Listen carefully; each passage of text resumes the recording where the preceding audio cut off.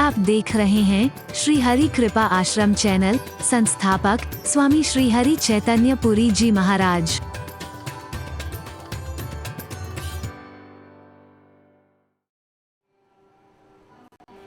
हम संसार के तुच्छ प्राणी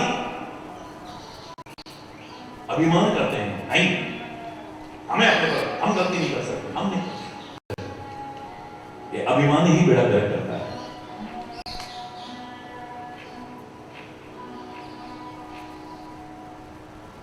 नारद को माध्यम बनाकर के यही सिखाया कि नारद ने काम पर भी विजय प्राप्त कर ली, क्रोध पर भी विजय प्राप्त कर ली, लेकिन अहंकार आ गया तो क्या दुर्दशा हुई।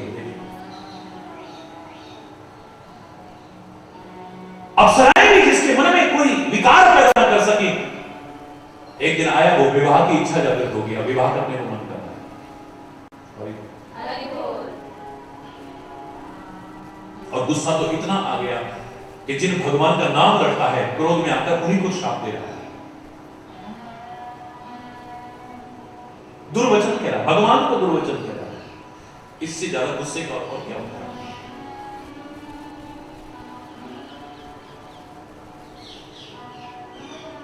रावण और कुंभकर्ण आज इस दशा में हैं, लेकिन आप जानते हैं पहले क्या थे, कितने ऊंचे रहते थे, बैकुंठ में रहते थे। कहां रहते थे? बैकुंठ कहां है, क्या है, मैं इस पर बहस नहीं करता हूं, लेकिन बहुत ऊंची स्थिति पर थे। इतना तो कह सकता हूं, द्वारपाल हरि के प्रिय तो, भगवान के सेवक और भगवान के प्रिय सेवक, खाली सेवक नहीं, भगवान के प्रिय सेवक थे। आज ये स्थिति भगवान से विरोध कर रहे हैं। ये मत सोचो कि बहुत ऊंची स्थिति में पहुंच गए तो गिरने की संभावना नहीं है। हमेशा सावधान रहने की आवश्यकता, सावधानी हटी और दुर्घटना घटी, फिर पश्चाताप के अलावा कुछ हाथ में नहीं रहता, प्रायश्चित के अलावा कुछ हाथ में नहीं, गिराने के अलावा कुछ हाथ में नहीं रहता। हम तुरंत पहले अपने महापुरुषों को भी दोष देना, देखा हम पर विश्वास नहीं,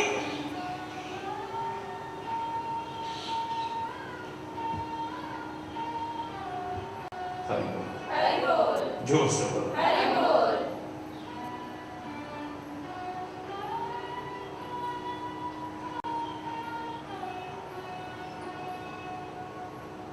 विद्या नहीं कहो, विद्या नहीं, विद्या के भंडार को विद्या प्रदान किए।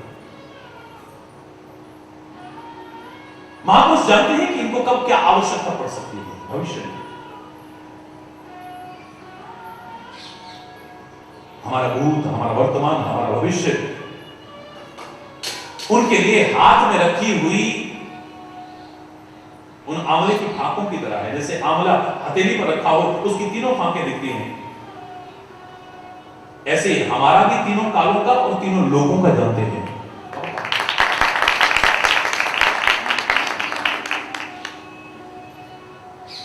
जो तुम्हारा हित चाहते हैं, जो परम हितैषी हैं, वो अगर तुम्हें बुरे लगने लग जाए और जो तुम्हारे जीवन को कुमार्ग पर ले जाए, वो तुम्हें अपने मित्रवत लगने लग जाए, समझ लेना तुम्हारी कुमति उजागर होती है। कुमति यानी विपरीत बुद्धि, और ये तभी उजागर होती है जब हमारा विनाश का समय करीब आता है। विनाश काले विपरीत बुद्धि, जब हमारे सद्गुण नष्ट होने का समय, दिव्यताएं नष्ट होने का,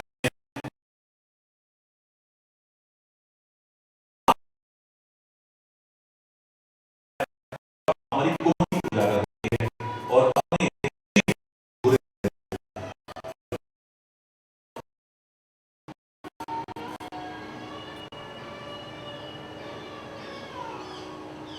आयुध सर्व समर्पिके प्रभु निज आश्रमानि,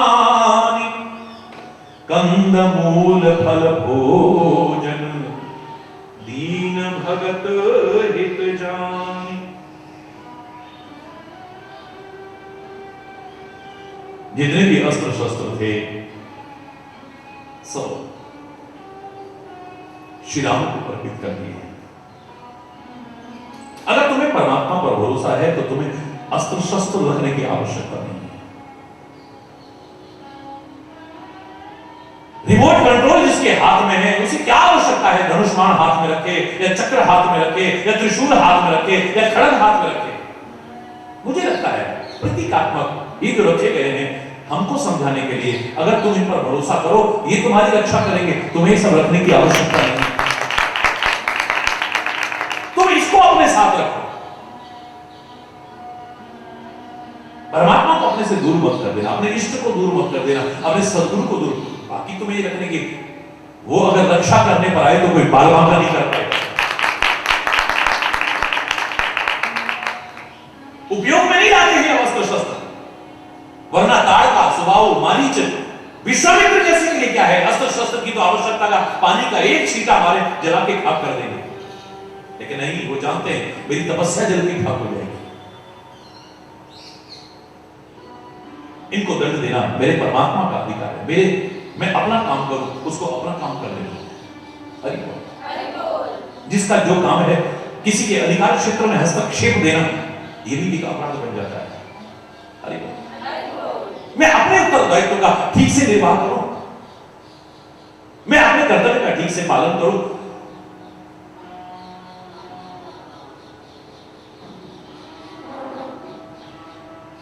यही परम आवश्यक है।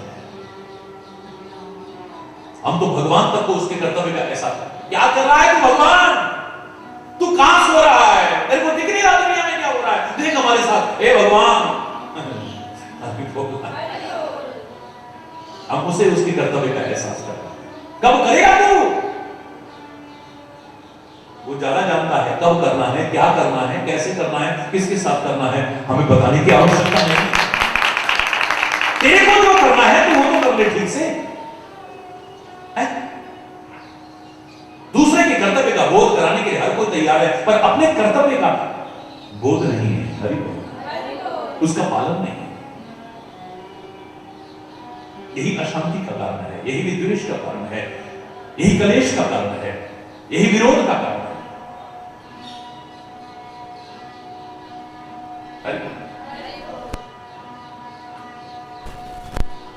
उपयोग में नहीं ला रहे, आवश्यकता नहीं है। आयुध सर्व समर्पिके प्रभु निज आश्रम, जितने भी अस्त्र शस्त्र थे सब प्रभु को समर्पित करने। अब मुझे आवश्यकता नहीं है, अब मैं अनाथ नहीं जो मुझे रक्षा अपनी करनी पड़ेगी, अब मैं सनात हूं, तू मेरा रखवाला है ना। और जातो रात में साइयां मार न सके कोई, बाल न बांका कर सके, चाहे सब जगह मेरी।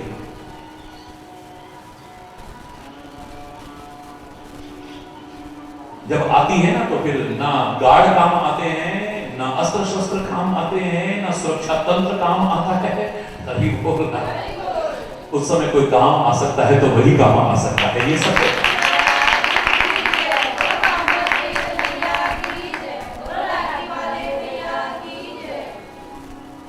पर अफसोस जिन्होंने ये उपदेश दिया वो खुद बॉडीगार्ड के बिना चल नहीं सकते, सिक्योरिटी के बिना चल नहीं सकते, बुलेट प्रूफ गाड़ियों में बैठने लग गए, कथा बड़ी अच्छी कर लेते हैं, उपदेश बड़े अच्छे कर लेते हैं।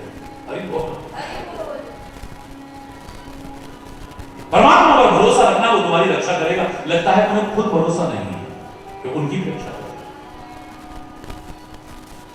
कितना सुंदर इशारा है, आयुध सर्व समर्प के प्रभु निज आश्रम आनी, कंदमूल फल भोजन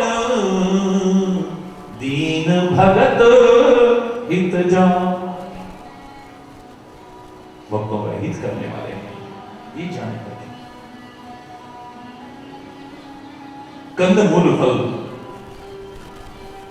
भोजन के रूप में प्रदान किए, प्रीत पूर्वक। कैसे किए?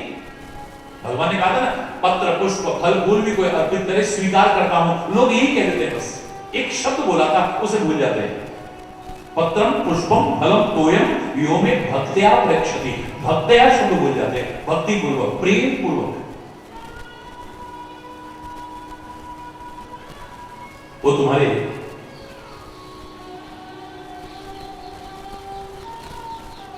भोजन का भूखा नहीं है, पकवानों का भूखा नहीं है, वो तुम्हारे प्रेम और भावनाओं का भूखा है।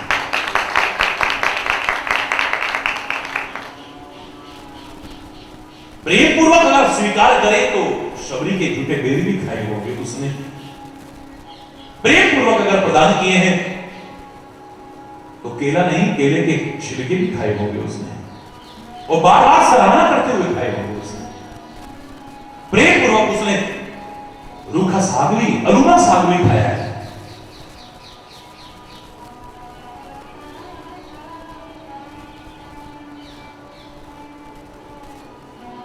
धन्ना जाट का वो ढोडा भी खाया होगा, सरसों का साग भी खाया होगा। प्रेम और भावना नहीं थी तो दुर्योधन के बेवाओं को भी परित्याग कर दिया। लेकिन ये सारी चीजें हमें ये बता रही हैं, हमारा परमात्मा, हमारा इष्ट, हमारा सदगुरु, हमारे महापुरुष हमारे वस्तु पदार्थों के भूखे नहीं है, वो हमें प्रेम और भावना, प्रेम और भावना यदि नहीं है, आप कितना भी अर्पण करें स्वीकार नहीं। और प्रेम है, भावना है, कुछ अर्पण न भी कर पाए तो स्वीकार है। बचपन में मेरे मन में एक बार एक बात आई थी, हालांकि कुछ समय बाद उसका जवाब मुझे अपने आप मिला, इसलिए जवाब नहीं दिया।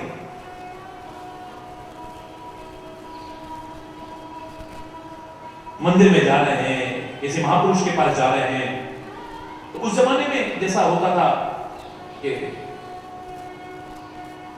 11 रुपए अर्पण करने हैं, तो इस शरीर को जन्म देने वाले माताजी ने, पिताजी ने 11 रुपए देने की कोशिश की। 10 का नोट निकला, एक भाई 1 रुपया देना, 10 दे दिए ना, 1 रुपये क्या बच सकता है? नहीं, एक के बिना अधूरा है। 21 देने होंगे तो 20 देने काम नहीं, एक साथ में होना चाहिए। 51 देने तो एक साथ में, 101 देने 1 रुपया साथ में होना चाहिए। अब तो लाखों करोड़ों भी दो, वो भी अधूरा माना जाता है। अगर 1 रुपया साथ, चाहे किसी और से मांगना पड़ जाए, यार 1 का सिक्का है तेरे पास? अरे मैंने देखा है लोगों को औरों से मांग करके भी इतना दे रहे हैं, लेकिन 1 रुपया जरूर चाहिए ऊपर। मेरे मन में बचपन में आया था कि 1 रुपया क्या है ये, इसके बिना इतने सारे पैसे भी अधूरे लग रहे हैं। 11 से लेके 11,000, 11 लाख, 11 करोड़ भी दे दो, पर 1 रुपया चाहिए साथ में। क्या आवश्यकता है इसकी? मुझे लगता है वो 1 रुपया भावनात्मक रूप से 1 रुपया नहीं है, वो बता रहे हैं कितना भी दो, पर एक चीज साथ में ना हुई, यानी प्रेम और भावना, सब बेकार है। एक चीज होनी चाहिए साथ, वो 1 रुपया नहीं है। एक के अभाव में सब बेकार तुम्हारा, चाहे कितना भी तुमने कर लिया। एक चीज अगर तुम्हारे मन में नहीं है, वो क्या? प्रेम। बोलो, प्रेम नहीं, भावना नहीं है, सब किया कराया तुम्हारा बेकार हो जाए।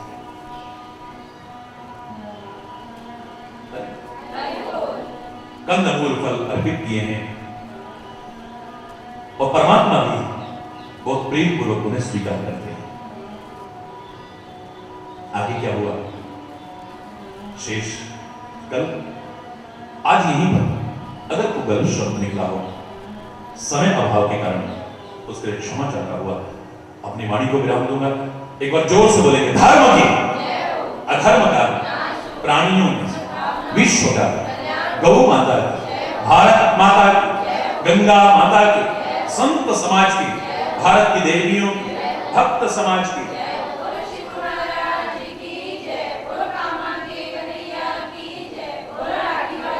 बोलो वृंदावन बिहारी लाल की जय। जय जय श्री राधे श्याम राम।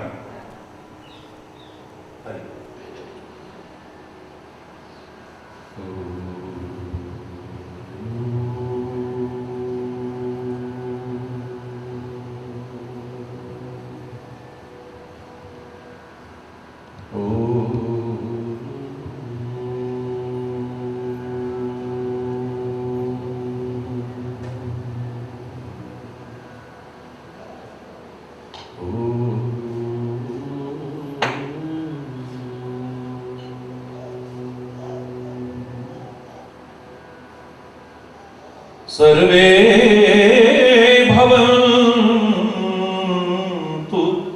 सुखिनः, सर्वे सन्तु निरामया, सर्वे भद्राणि पश्यन्तु मा कश्चित् दुःखभाग् भवेत्। ॐ शान्ति शान्ति शान्ति।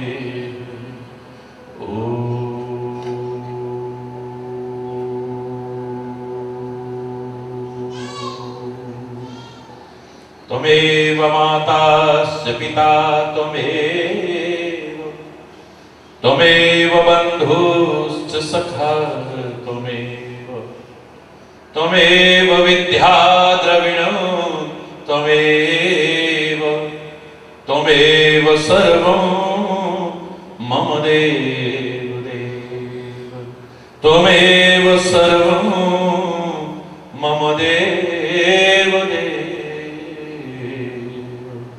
ॐ शान्ति शान्ति शान्ति।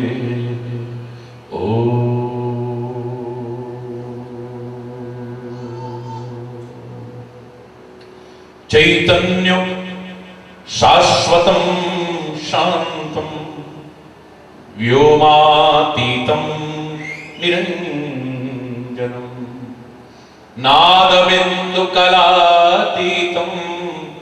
तस्मै श्री गुरुवे नमः, तस्मै श्री गुरुवे नमः। ॐ शान्ति शान्ति शान्ति। ॐ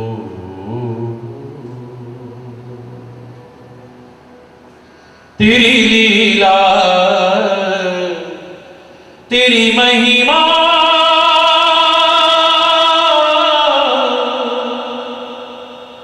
तेरी महिमा हरी है न्यारी न्यारी प्यारी प्यारी हरी हरी।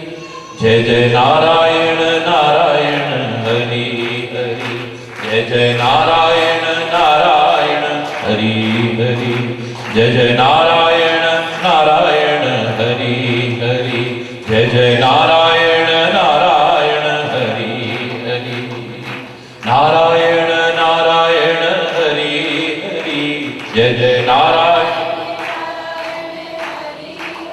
नारायण नारायण हरि हरि, जय जय नारायण नारायण नारायण हरि हरि, नारायण नारायण हरि हरि, नारायण नारायण नारायण हरि हरि, नारायण नारायण हरि हरि, नारायण नारायण हरि हरि, नारायण नारायण हरि हरि, जय जय नारायण नारायण हरि हरि, जय जय नारायण नारायण हरि हरि। तेरी लीला तेरी महिमा हरि हरि, न्यारी न्यारी प्यारी प्यारी हरि हरि, जय जय नारायण नारायण हरि हरि। हम आए शरण तिहारी हरि,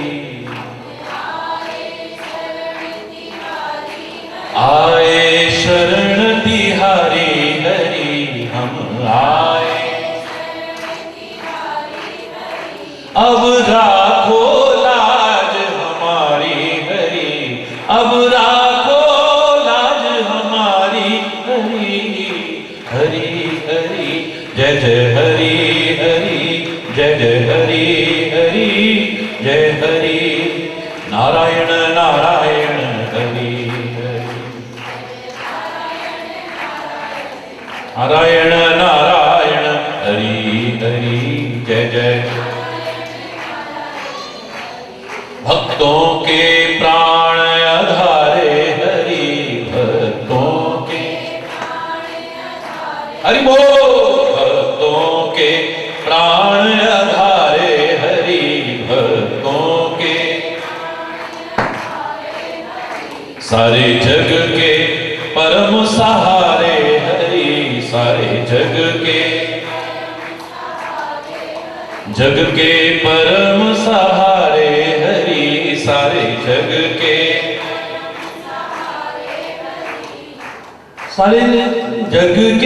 परम सहारे हरि, सारे जग के परम सहारे हरि, हरि हरि जय जय जय जय हरि हरि जय हरि हरि जय जय नारायण नारायण हरि हरि नारायण नारायण हरि हरि जय जय जय जय नारायण जय जय नारायण नारायण हरि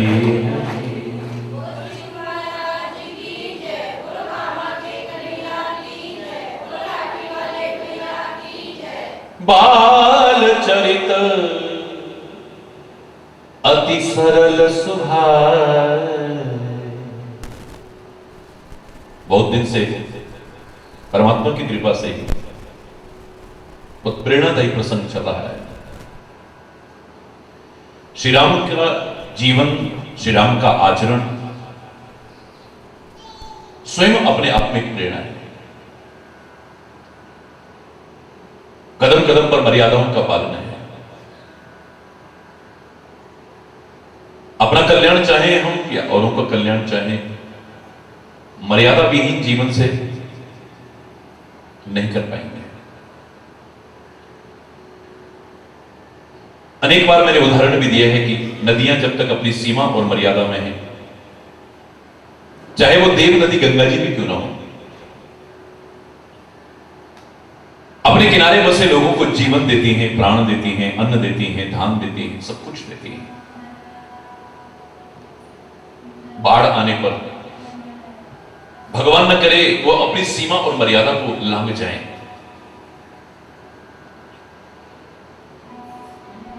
चाहे वो देव नदी गंगा जी भी क्यों ना हो, बाढ़ आने पर जब अपनी सीमा और मर्यादा की रेखा को लांघ जाती हैं तो अपने किनारे बसे लोगों को जीवन देती नहीं, उनका जीवन लेने वाली बच जाती है।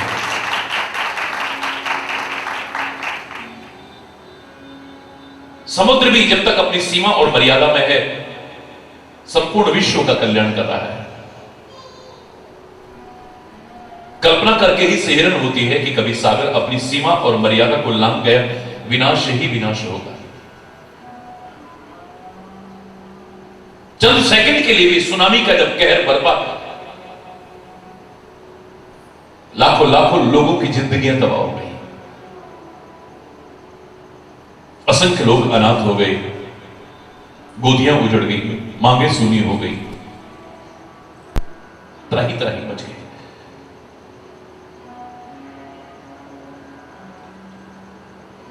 अपनी लिमिट्स को हम क्रॉस न करें, यही मर्यादा है। हर संबंध में अपनी एक सीमा और मर्यादा की रेखा है, उसे कभी लांघने की कोशिश न करें। कलह, कलेश, अशांति, मनमुटाव, विरोध, घृणा, द्वेष, वैमनस्यता यही से पैदा होते हैं यदि हम इन सीमा रेखाओं को लांघ जाते हैं।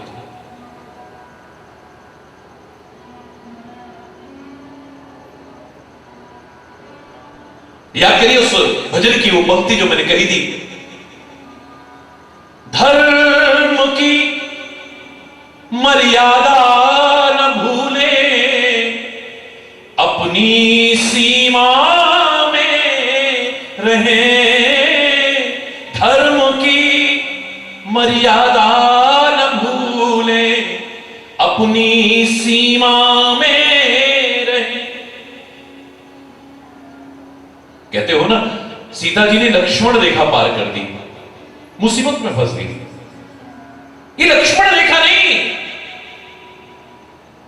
ये लक्ष्मण रेखा है, ये सीमा रेखा है, ये मर्यादा रेखा है। जिसने भी लांघा है वही मुसीबत में पड़ा है, कष्टों में पड़ा है।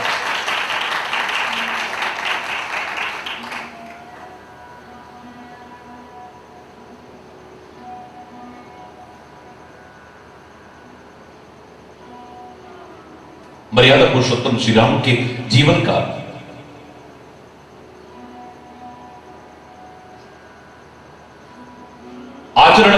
हरकतें अनुकरणीय है, अनुसरणीय है। हम तो उनके बालपन की चर्चा कर रहे हैं। बाल चरित्र अति सरल स्वभाव,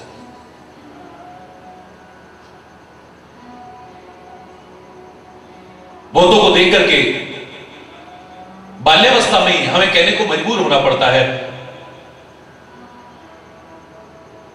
भूत के पांव पालने में दिख रहे हैं। ऐसा हमारा बचपन हुआ। माता पिता भी अपने अच्छे संस्कार रखते हुए बच्चों को अच्छे संस्कार देकर के सुसंस्कारित करने की कोशिश करें। अच्छे संस्कार तभी देंगे जब हमारे अपने अच्छे संस्कार होंगे।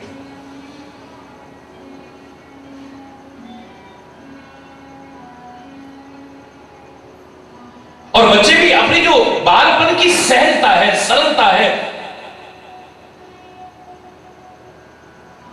उसको कभी नष्ट न होने दें। कुछ तो है बालपन में जो मैंने कहा ना, लोगों को कहने को मजबूर होना पड़ा, ये दौलत भी ले लो, ये शोहरत भी ले लो, चाहे छीन लो मुझसे मेरी जवानी, मगर मुझको लौटा दो बचपन का सावन, वो कागज की नैया नौका और बारिश का पानी, वो लौटा दो मुझे। वो याद आते हैं बचपन की होती। बड़े बड़े महापुरुषों ने भी यही कहने की कोशिश की है, हमारे शरीर की अवस्था चाहे जितनी बढ़ती रहे, लेकिन बालवत हमारा स्वभाव बना रहे, आचरण बना रहे। इतनी विशेषताएं बनी है बाल। बच्चे के मन में कोई भेदभाव नहीं है, ऐसा भेदभाव रहित हमारा जीवन होना चाहिए। हम सिखाते हैं भेदभाव, ये शत्रु मित्र की पहचान हम कराते हैं, ऊंच नीच की भेदभाव की दीवारें हम खड़ी करते हैं। जाति धर्म संप्रदाय इसे नहीं मालूम, ये हम सिखाने की कोशिश करते हैं।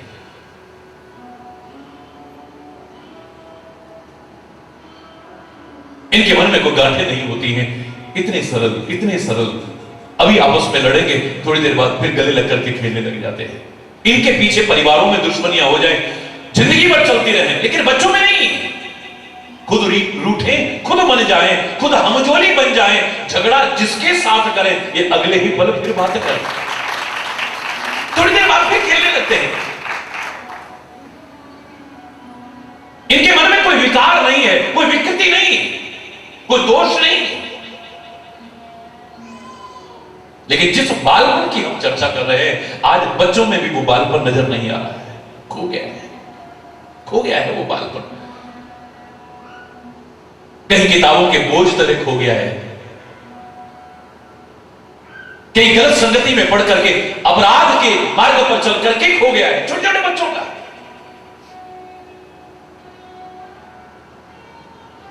कुछ दूरदर्शन की, एक टेलीविजन की अश्लीलता और फूहड़पन ने इनकी वो पवित्रता को छीन लिया है, इनके संस्कारों को छीन लिया है, विकार पैदा करती है, विकृतियां पैदा करती है, दोष पैदा करती है।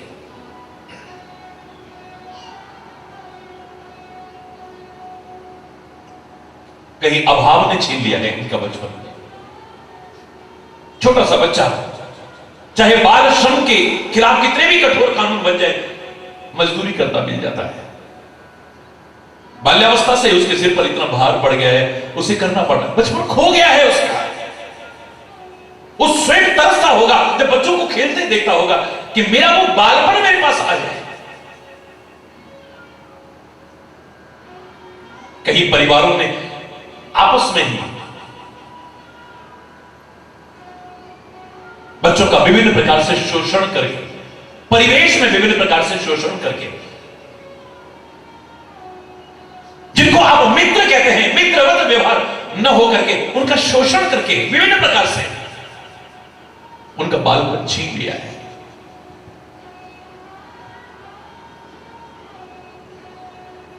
परमात्मा करे उनका तो बालपन लौटे। आपके शरीर की अवस्था कोई भी हो, आपके अंदर भी बालपन की सहजता, सरलता, सुभ्रता आ जाए, पवित्रता आ जाए। श्री राम के बालपन को देख करके कितनी प्रेरणाएं आपने ली हैं, कितने उपदेश लिए हैं, कितनी शिक्षाएं ली, कितने संदेश लिए हैं।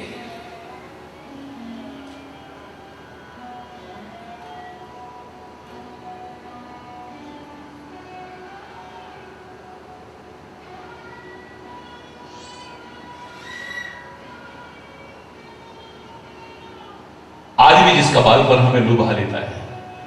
हरि बोल। छोटी सी अवस्था में मैंने आपसे कहा ना, कन्हैया के चरित्र को देखिए आप। छोटी से 6 वर्ष की, 6 वर्ष से कम की अवस्था की बाल लीलाएं हैं ब्रज क्षेत्र की भगवान श्री कृष्ण की। क्या होता है 6 वर्ष का बच्चा?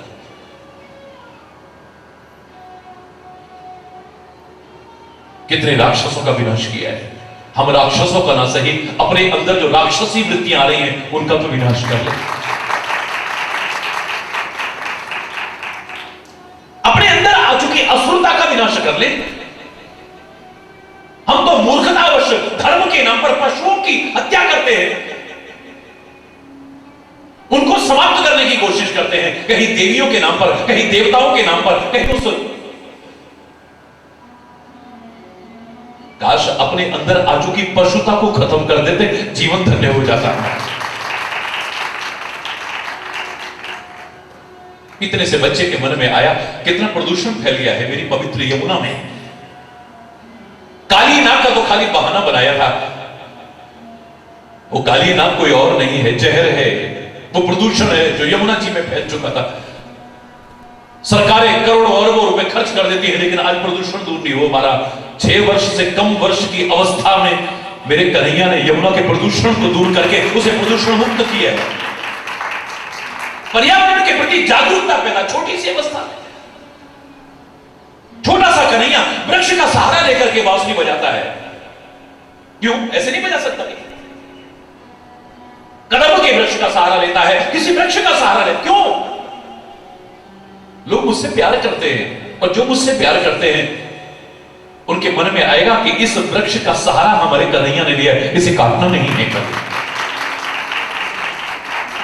इसकी शाखाओं पर हमारा परमात्मा बैठा है, इसका सहारा लेकर के बांसुरी बजाइए। स्वयं गाय की सेवा करते हैं, गाय की पूजा करते हैं, गाय की महिमा को प्रतिष्ठापित करते हैं। सदियों से हम लोग कृष्ण जन्माष्टमी मनाते हैं। कभी हमने नहीं सोचा कि गायों की क्या दुर्दशा है। गौ हत्या जैसा जघन्य अपराध भारत जैसे पवित्र राष्ट्र में कितना शर्मनाक है।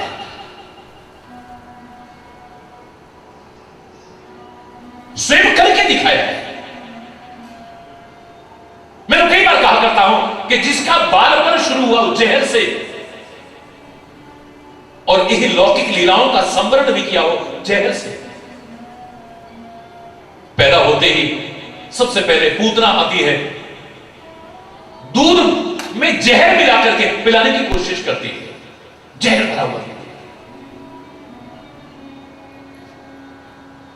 पैदा होते ही जहर भरा दूध मिल रहा है, और लीला का संवरण जो किया है, चरणों में तीर लग रहा है जरा नाम के व्याध के द्वारा, उसमें भी जहर लगा हुआ है। लीला की शुरुआत जहर से, लीला का संवरण जहर से, लेकिन मध्य के काल में दुनिया को अमृत बांट गया है। प्यार का अमृत बांट गया, ज्ञान का अमृत बांट गया, गीता का अमृत बांट गया। वहां जिंदगी दे गया लोगों को।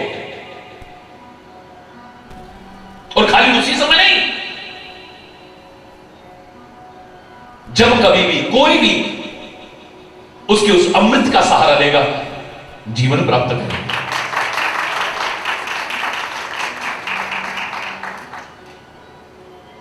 बचपन की बहुत लीलाएं आपने सुनी। अब विश्वामित्र जी आए,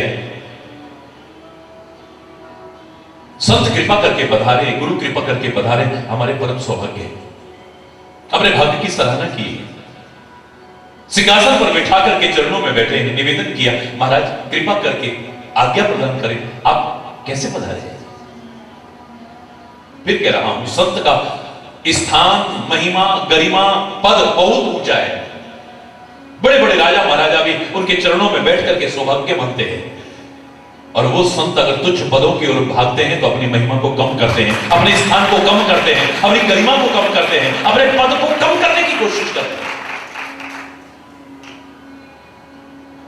आज प्रधानमंत्री, राष्ट्रपति भी मिले, महाराज जी के चरणों में झुकेगा। और महाराज जी अगर चाहे एमपी बनना, एमएलए बनना, मंत्री बनना, तो हरि बोल। मुझे लगता है कि अपने पद को कम करना है, अपनी गरिमा को कम करना है, अपने स्थान को कम करना है।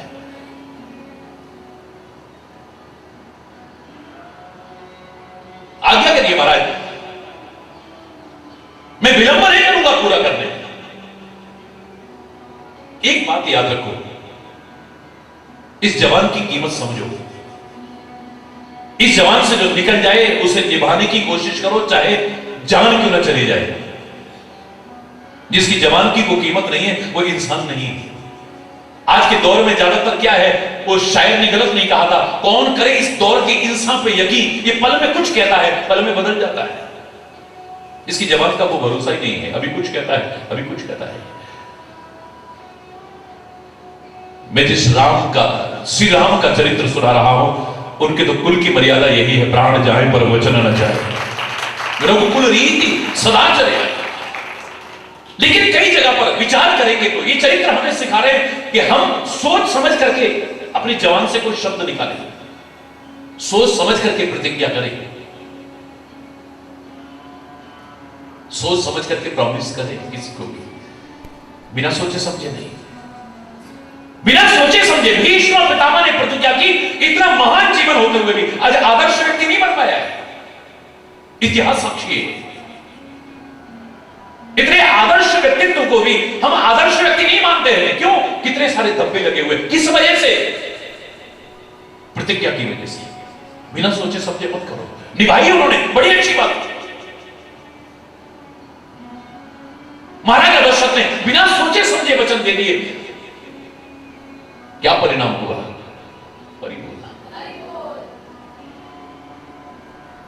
अभी तो 2 ही दिए हैं, अगर 4 होते तो पता नहीं गई। कैकेयी ने जब कहा को भवन में आखिर में जाके कि मेरे 2 वचन आपके पास रखे हुए हैं, वो अभी तक आपने मुझे दिए नहीं है। अरे मेरी याददाश्त खराब है, 2 के 4 मांग मत ले, तुम 4 क्यों नहीं मांग लेते हो? 2 के 4 मांग लो, तुम 2 वचन के कह रहे हो। 2 वचन में तो जान निकल गई, अरे बोलना 4 का पता नहीं क्या होता। उस समय क्या दशा हुई होगी, विचार कीजिए आप, कितनी शर्मिंदगी का सामना करना पड़ा। मांगने जो मांगना चाहती है, भरत को राजा, राम को वनवास कहते कहते तो आधी जान निकल गई। हरि बोल। या तो कहो मत, जो चाहे मांग लो, जब मांगा है तो फिर हंसते हंसते दो। हरि बोल। यहां पर भी महाराजा दशरथ विश्वामित्र से कहते मांग लो जो मांगना चाहते हो। उन्होंने जैसे ही कहा कि मैं यज्ञ करता हूं, राक्षसों के समूह मुझे सताते हैं, उन राक्षसों का विनाश हो जाए और मैं सनात हो जाऊं, इसलिए राम और लक्ष्मण मुझे दे दो। अच्छा नहीं लगा सुन करके। विश्वामित्र की वाणी बड़ी प्रिय लग रही थी, लेकिन अब सुनी राजा अति अप्रिय वाणी, अति अप्रिय लग रही। क्या बोल रहे थे? दिल कांपने लगा है, चेहरा मुरझा गया है। हाय अब क्या होगा, मेरे मुंह से निकल गया है। महाराज चौथे पन में जाकर के 4 पुत्र मिले हैं, आप सोच करके नहीं बोल रहे हो। मांगहु भूमि धेनु धन कोसा, कितनी भूमि चाहिए आपको? अयोध्या का साम्राज्य इतना फैला हुआ है, आपको कितनी भूमि चाहिए आश्रम के निर्माण के लिए? बताइए, आप हम देते हैं। आश्रम के व्यवस्था चलाने के लिए गाय चाहिए, कितनी गाय चाहिए आपको? धन चाहिए, कोष यानी पूरा खजाना भी कहोगे, पूरा खजाना लुटा दूंगा मैं आज। सर्वस्व आज देव सहरोषा, सहर्ष में सब सर्वस्व अर्पण कर दूं, हंसते हंसते दे दूंगा।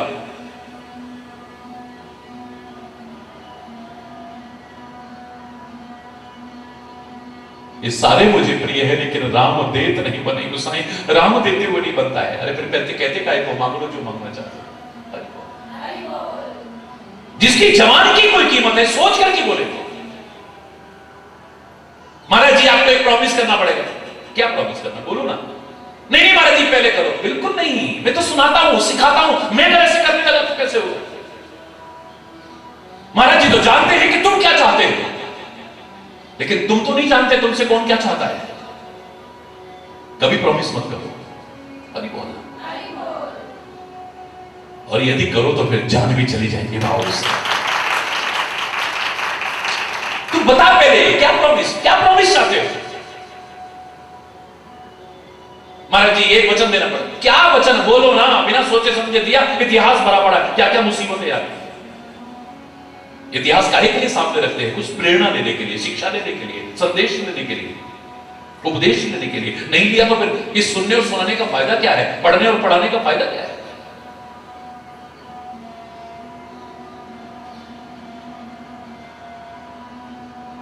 वशिष्ठ जी ने समझाया, बड़ा अच्छा मौका है, चूको मत।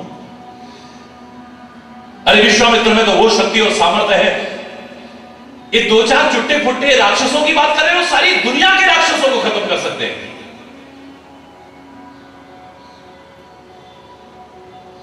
लेकिन अब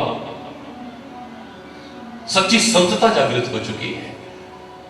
वो चाहते हैं कि परमात्मा का जो कार्य है वो परमात्मा ही करे। कि राम कोई बालक नहीं है। तजो मोह अज्ञान, अपने मोह का परित्याग करो, अपने अज्ञान का परित्याग।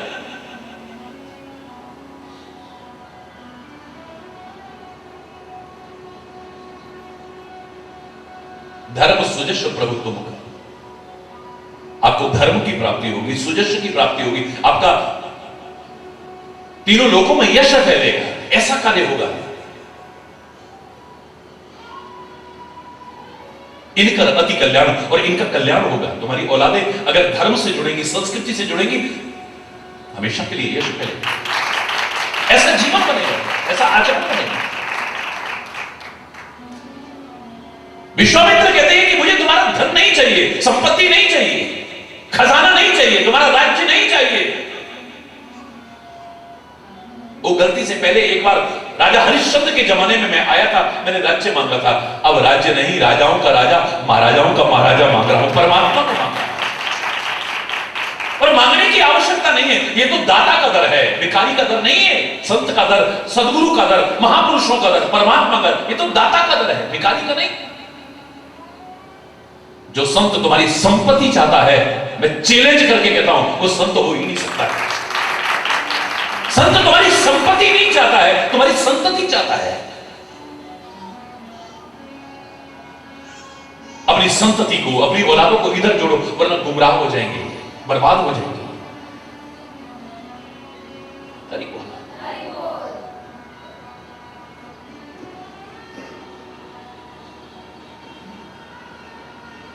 दिया पिता और माता की आज्ञा लेकर के श्याम और लक्ष्मण साथ चल दिए। मार्ग में ही ताड़का दिखाई दी।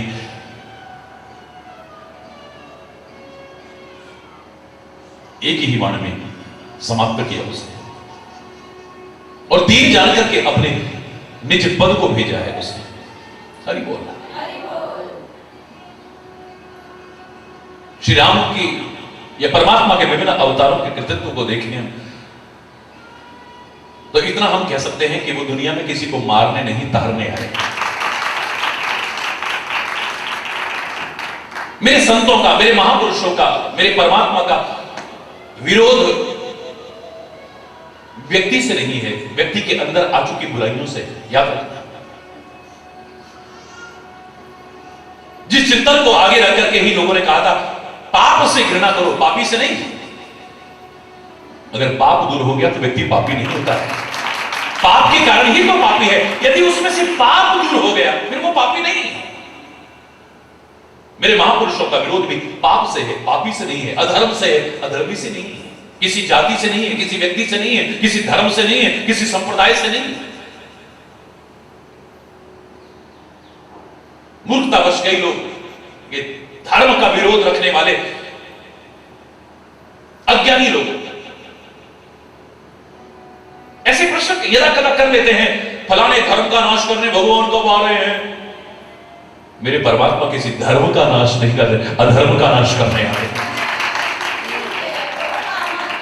किसी धर्म का नाश करने नहीं। और वो अधर्म उच्च पवित्र कुल के चाहे रावण के अंदर आ जाए उसका भी न करने आते हैं। अपने सगे मामा कंस में भी आ जाए उसका भी करने आते हैं। अपने सगे संबंधियों उन कौरवों के अंदर आ जाए, उसको भी करने आते हैं।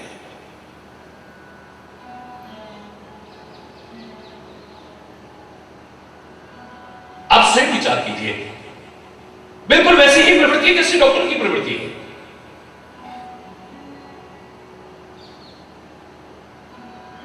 डॉक्टर का विरोध आपके किसी अंग से नहीं है, आपके शरीर से नहीं है, उसमें आ चुकी विकृति से है। वो विकृति को दूर करना चाहता है, आपके उस अंग विशेष को दूर नहीं करना चाहता है। हां, जहर आगे फैल जाए तो अंग भी काट देता है। जहर आगे फैलने लगेगा, अति सर्वत्र बढ़ जाएगी।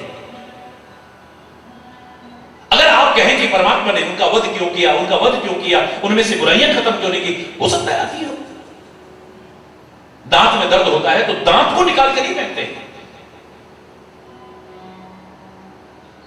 दांत के इन्फेक्शन को, जिसकी वजह से दर्द हो रहा है, उसको निकालने की कोशिश है। चाहे वो एंटीबायोटिक्स लेकर के है, दवाई लेकर के है, चाहे रूट कैनाल ट्रीटमेंट करके है, उसकी विभिन्न प्रकार के उपचार करके चाहे करे, उसके जो विकार आ गया है, जो विकृति आ गई है, उसको दूर करने का प्रयास रहता है। दांत को दूर करने का नहीं, लेकिन जब अति हो जाए तो फिर दांत भी निकाल दिया जाता है। क्यों?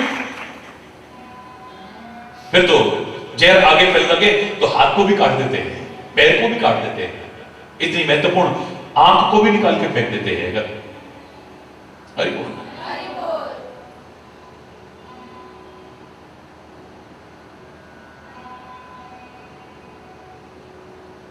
हमारा भी विरोध अधर्म से हो, न्याय से हो, रूढ़िवादिताओं से हो, अंधविश्वासों से हो, गंदे व्यसनों से हो, बुराइयों से हो, किसी और से नहीं।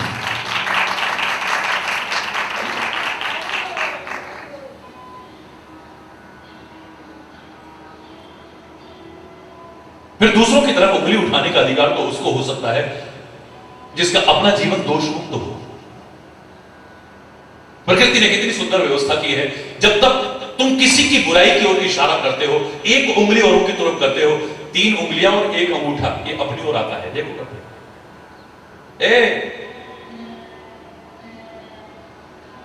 3 उंगली अपनी ओर आ रही है। हरि बोल। दूसरों की ओर इशारा करने वालों, दूसरों के दोषों की तरफ उंगली करने वालों, प्रकृति तुम्हें सिखा रही है कि दोष देखने हैं तो अपने देखो, उन्हें दूर करो, अपनी जिंदगी को संभालो। गर दोष देखने ही है तो क्यों ना अपने देख। दोष नहीं देखने चाहिए, अगर तेरे को आदत है दोष देखने की तो देख रहा है, कौन मना कर रहा है? जो नहीं देखते हो आज से देखना शुरू कर देना, बस औरों के नहीं, अपने देखना शुरू कर देना। गर दोष देखने ही है तो क्यों ना अपने देख, निंदा पराई कर पाप ना ले, बस हो गया भजन, आदत बुरी सुधार लो, बस हो गया भजन, आदत बुरी सुधार लो, बस हो मन की तरंग रोक लो, बस हो गया भजन, मन की।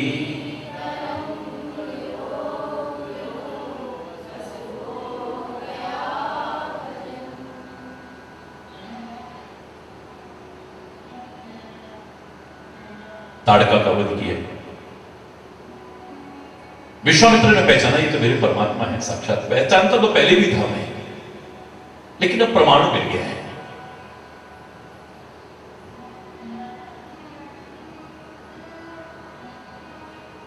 विद्या निधि कहूं विद्या भी नहीं, विद्या के भंडार को विद्या प्रदान की है।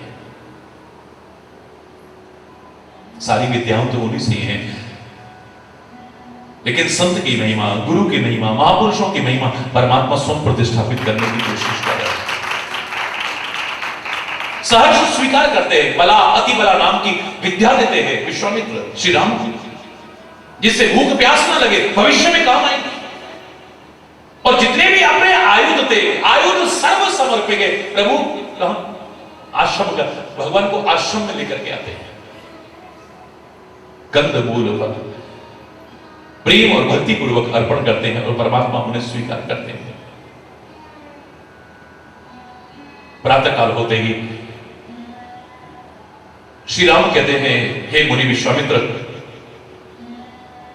आप निर्भय होकर के यज्ञ प्रारंभ कीजिए। यानी जिस काम के लिए आए हैं उस काम को न भूल जाए। मात्र स्वागत ही ना चलता रहे, मात्र सत्कार ही ना चलता रहे, मात्र यही सब ना चलता रहे। जिस काम के लिए आए उस काम को ना भूल जाए। सब कुछ चले, बड़ी अच्छी बात है, वो भी होना चाहिए।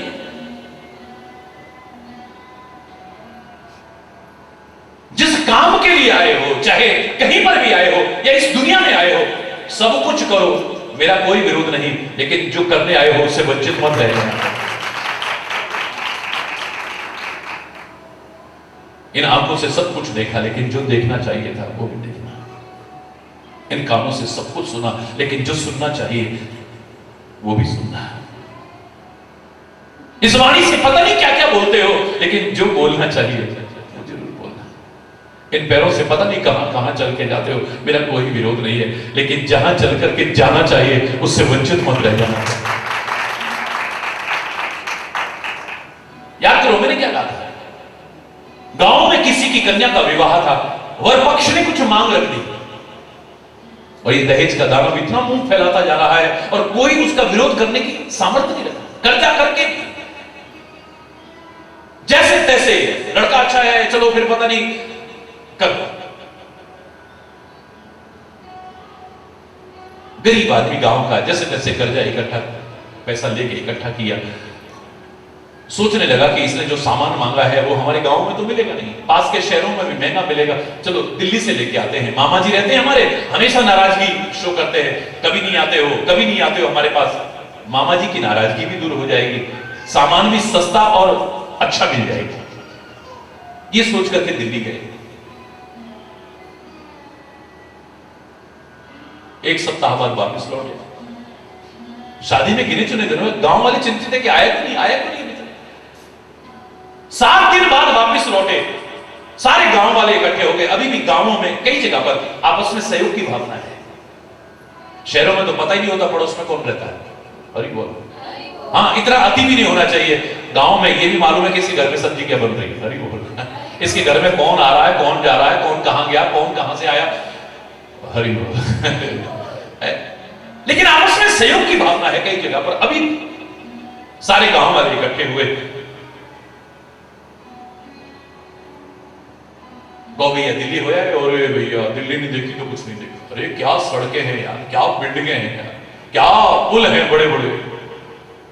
अरे मैंने राजघाट देखा, संसद भवन देखा, बिरला मंदिर देखा, लोटस टेम्पल देखा, ये देखा वो देखा, और एक पिक्चर हॉल में बड़ी अच्छी पिक्चर लगी थी, मैंने वो भी देखी। सारे गांव वाले बोले भैया तूने क्या देखा क्या नहीं देखा ये बाद में बात कर लेंगे, हम तो वो देखने आए थे जो सामान तू लेके आया है, दिखा तो सही क्या क्या लेके आया। वो तो मैं भूल गया। सच्ची बताना, आप भी वहां होते उस व्यक्ति को समझदार कहते या मूर्ख कहते? बोलो ना, मूर्ख। बहुत अच्छा, बिल्कुल सही जवाब है। अरे कितना मूर्ख आदमी तू। दिल्ली में गया, दिल्ली की सड़कें देखी, बिल्डिंगें देखी, राजघाट, संसद भवन, बिरला मंदिर, लोटस टेम्पल, ये वो अलाना फलाना सब कुछ देखा, हमारा कोई विरोध नहीं है। लेकिन जिस काम को तू करने गया था वो करके नहीं आता तो तेरे से बड़ा मूर्ख और कोई हो ही नहीं सकता। उसको मूर्ख आप सबने कह दिया, यही मूर्खता हम भी तो नहीं कर रहे हैं। इस संसार रूपी नगर में आके हम सब कुछ कर रहे हैं, लेकिन जो करने आए थे क्या कर रहे हैं हमें तो पता ही नहीं हम क्या करने आए थे। करेंगे तो तब अधिकांश लोगों को मालूम नहीं, उनको ये नहीं मालूम है हम दुनिया में क्यों आए हैं, क्या करना था, क्या कर रहे हैं, जो कर रहे हैं इसका परिणाम क्या होगा। जैसे तैसे जीवन जी रहे हैं, जैसे तैसे।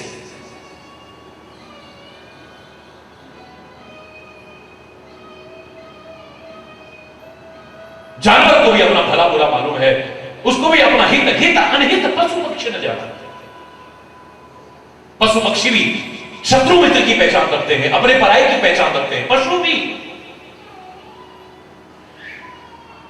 उनको भी पता है किस चीज में मेरी जान जा सकती है, किसमें नहीं। इंसान को नहीं पता है, और पता होने के बाद भी वही कर रहा है जिसमें जान भी चली जाए, जीवन का अंत हो जाए। डॉक्टरों ने मना कर दिया है, शरीर खराब हो गया है, पैसा बर्बाद हो गया है, सारे परिवार में बेइज्जती और बदनामी हो रही है, घर में अशांति हो रही है, फिर भी शराब नहीं छोड़ पा रहा है।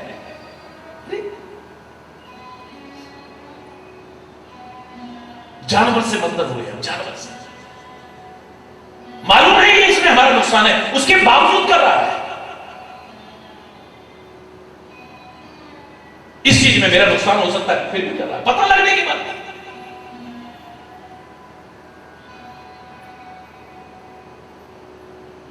हित अनहित पशु पक्षी न जाना, मानुष तन गुण ज्ञान निधाना। देवता भी तरसते हैं इस मानव शरीर को पाने के लिए। देव दुर्लभ मानव शरीर, इतनी महिमा इस शरीर की इसलिए है क्या? जैसा तैसा जीवन जीने के लिए।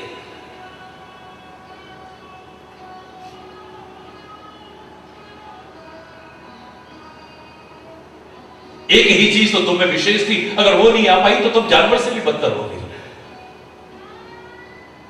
पहले तो कहा मनुष्य रूपेण मृगाचरति, मनुष्य रूप में पशु में विचरण कर रहे हो। अगर तुम्हारे कर्म, तुम्हारे आचरण, तुम्हारी प्रवृत्तियां पशुओं जैसी हैं तो, लेकिन एक स्थान पर आकर के कहा पशुओं से भी बदतर है।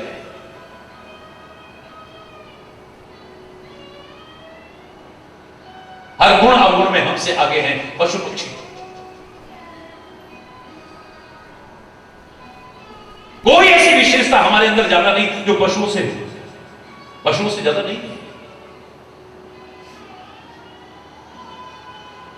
हम कितने भी ताकतवर हो जाए, शेर से ज्यादा नहीं हो सकते।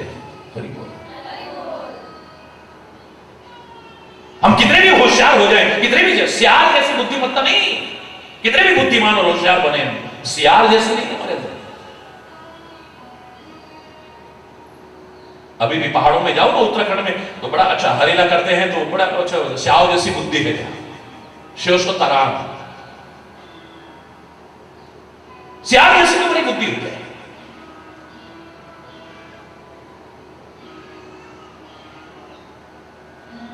अनुशासन में देखिए तो छोटी छोटी चींटियों को देखिए आप, क्या कतार में चलती हैं, और मर्यादित अनुशासन है। सामने अगर चींटा कुछ वजन उठा करके आ रहा है, हमारे सामने को वजन उठा के आ रहा हो, हम नहीं हटेंगे आगे से, जैसे सड़क हमारे पास की। हरि बोल। हमारे अंदर मर्यादा नहीं है। लेकिन मैंने अपनी आंखों से देखा है, आप भी देख लेना, सामने से चींटा कुछ उठा के ला रहा है, यानी उसकी निगाह में बड़ा वजन उठा रखा है, तो चींटियां एकदम से रास्ता बदल के फिर सीधी होकर चलने लग जाती है। हम एक दो बार किसी अपनी कमी के कारण भी असफलता मिलती है, हम हिम्मत हार जाते हैं, मनोबल टूट जाता है, आत्मबल टूट जाता है, सेल्फ कॉन्फिडेंस को लूज कर बैठते हैं, हिम्मत हार जाते हैं। अब हमारा कुछ नहीं होने, इतनी बार अपने कंपटीशन में रोना धोना शुरू हो जाता है। लेकिन चींटी है, उसको देखो, कभी टैंक के ऊपर चढ़ रही हो, कितनी बार चढ़ती है, फिसलती है, चढ़ती है, फिसलती है, और बार बार चढ़ते फिसलते फिसलते एक बार फिर पार होकर दिखा देती है। हिम्मत नहीं हारती है। छोटी सी सुंदर सुंदर वस्त्रों का अभिमान करने वालों, मोर और तितलियों के, हिरणों के और बाघ के कपड़े देखो, सारा अभिमान खंडित हो जाता है।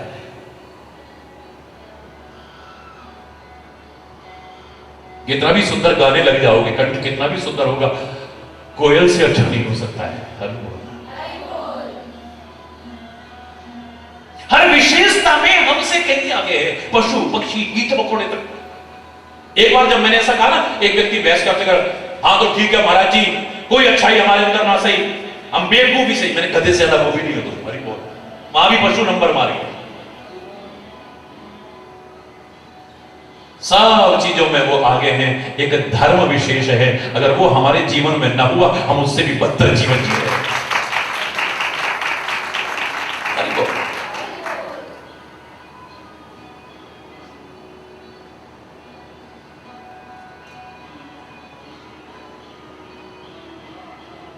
हे मुनिराज, आपको निर्भय होकर के यज्ञ कीजिए। मुनिराज यज्ञ करने लगे और वो रक्षा कर रहे हैं। याद रखना, जब उसे तुम अपना रखवाला बना लोगे ना, कोई बाल बांका नहीं कर सकता।